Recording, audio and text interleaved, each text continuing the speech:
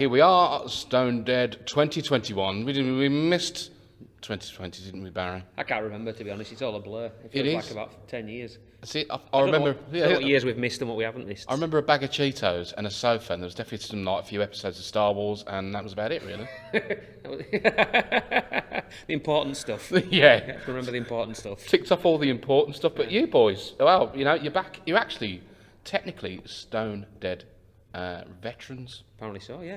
I suppose we are. You are? And like when you got invited back, it must have been like, yeah, it's a no-brainer. Oh, absolutely. I mean, obviously, it was because Heat couldn't come over, which is a big blow, isn't it? So I love them guys. They're an ace band, but it's all about helping out as well, and yeah, I'd love to be involved. And Chris is great. We played it the first year, and it was mega, absolutely mega. It looks just as mega now, really. As the sun actually stopped shining in all that time, it was blazing the first time we came as well.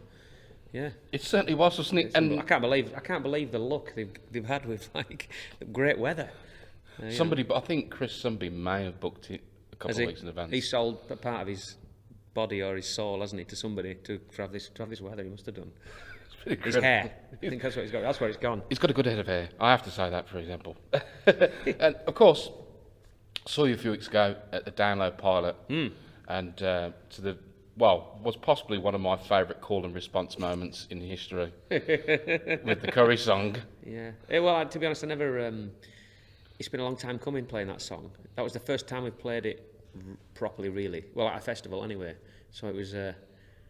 It's like one of them songs that really divides people, and I think they're either gonna get it, or we're gonna get bottled off stage. And they got it.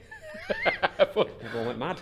Fortunately for you, no one had been to a concert for like 18 months at that point. So it was like, well, we can't bottle them off stage at this point. Had it been at the end of a long stretch of festivals for people, they might not have been able to tolerate that song. But like you say, yeah, they were in good spirits, so yeah. And is that on the set list for today? Yeah, I'm right, it is, yeah. Absolutely. Well, if it's not, I want it to be on there now. Because it's one of the funniest things I've ever seen. And of course, House of Noise tour coming up this year. Yeah. It just doesn't seem to be stopping from you. I remember seeing you 10 years ago in Sutton at the Diamond Club in Sutton in Ashfield. Yeah.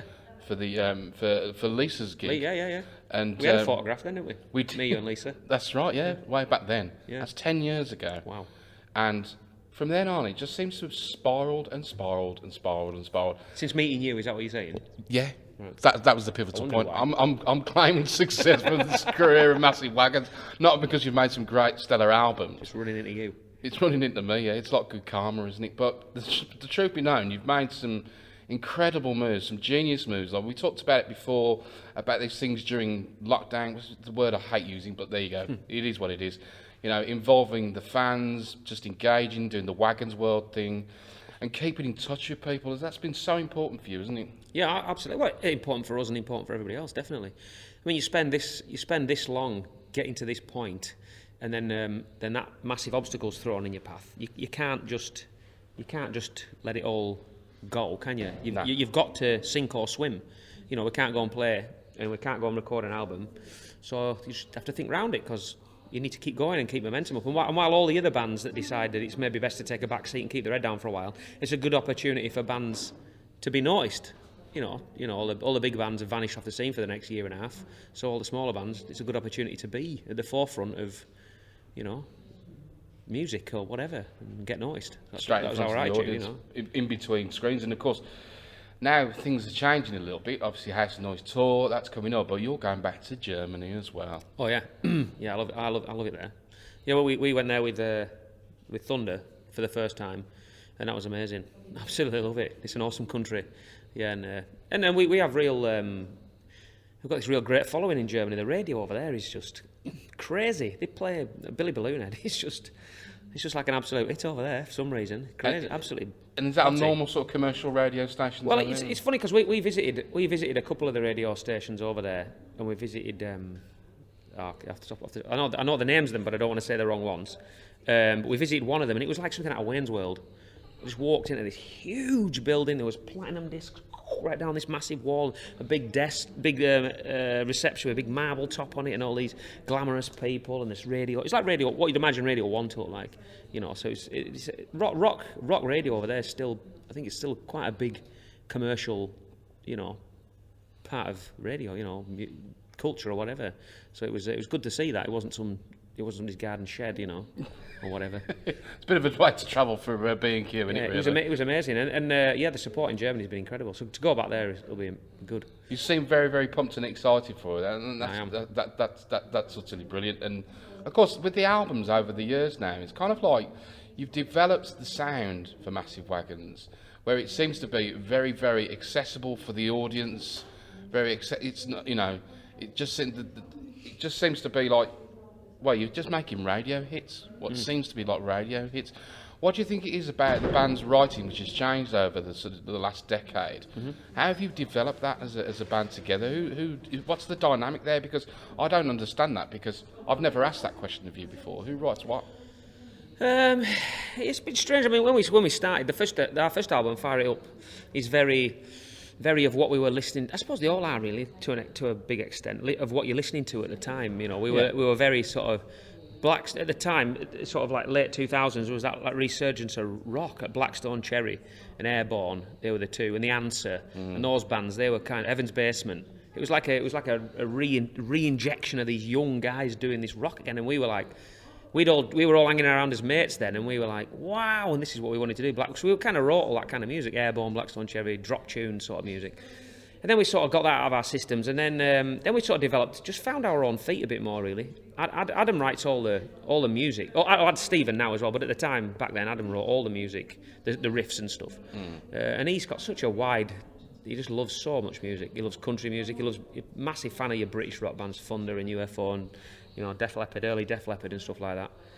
And yeah, it's just an amalgamation, really. I think what I do like about how we write is we end up with an album's full of songs, and they're all very different. You know, you can't really pigeonhole. I like the fact you can't really pigeonhole our style. You'll have there's sort of all sorts on there. But there is a sound now. But definitely there is a sound. You can tell it's us. Yeah. Which is another thing I think is. I don't know how that develops, really. I suppose that just develops over time. It's something you maybe don't notice. I don't know. I do with certain albums. I listen to something and I go, I know exactly. It's like one of yours. When I hear it, even before you kick in, I go, that's a Wagons track. I think that must come down to you must get used to maybe the way I deliver vocals, or Adam's guitar playing, or the way Alex hits his drums. That all adds to that, doesn't it? Yeah. The way they've been taught to play and the way they play, and I think that just becomes you, doesn't it? It becomes your sound. Yeah, it's a very, very strange occurrence. Though, it is strange. It's hard to explain. But yeah, no, and then we get influenced, obviously, over the years. When we went out with Ginger, I keep banging on about him and all that. We went out with him. That was the first. I mean, we didn't tour anybody. We didn't support anybody on tour. We had no support tours for about the first 8 years of this band, and that was a big thing. We were like, well, all these other bands are going out supporting on these support tours, and we never get asked. We never do anything. And then the Ginger tour came along at the right time, and we did that, and we were hugely influenced by him and the way he writes songs and his music, and I think that's crept into a lot of the stuff we do, which is all good, you know. Because rock and roll is a complete attitude, isn't it? Yeah, complete, totally, yeah. Absolutely, yeah. And speaking of which, today, very excited to get out there today. What are we coming to expect from you boys today? Yeah. More of the same. More of the same stuff. Yeah, it's going to be good. Well, this is we're still on I think everyone's still on a massive high about even playing music. Yeah. So we've been playing a few gigs over the last few weeks and sort of getting ready for this.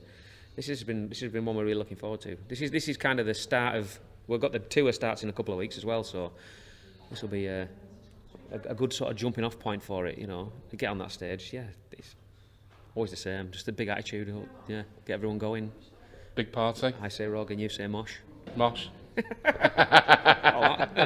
Barry, it's always a pleasure to talk to you. Thank you for joining us today here. Hey, no worries, thanks. Great luck for today. You don't need it. You're going to go out there, you're going to smash it. And we're going to have some fun. Let's hope so. Let's hope so. Fingers crossed. Cheers, buddy. Cheers.